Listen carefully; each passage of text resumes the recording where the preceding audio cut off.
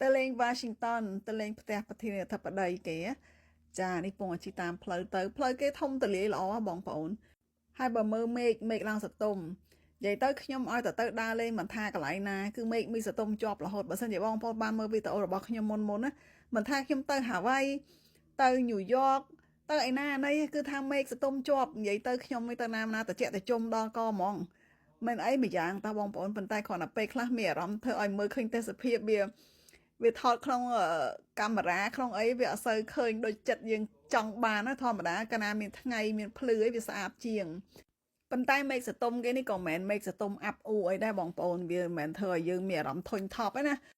វាធ្វើឲ្យយើងមាន peace ដូចថាមានអារម្មណ៍ស្ងប់ចិត្តណាមេឃសតុំអញ្ចឹងធ្វើឲ្យនឹកឃើញសំណោះនៅស្រុកខ្មែរពេលមេឃចិត្តភ្លៀងម្ដងមានអារម្មណ៍សប្បាយសម្រាប់ខ្ញុំមិនដឹងថាបងប្អូនចូលចិត្តមេឃសតុំឬក៏មេឃស្រឡះតើបងប្អូនចូលចិត្តទស្សនវិជ្ជាពេលមេឃភ្លៀងឬក៏មេឃបើកថ្ងៃ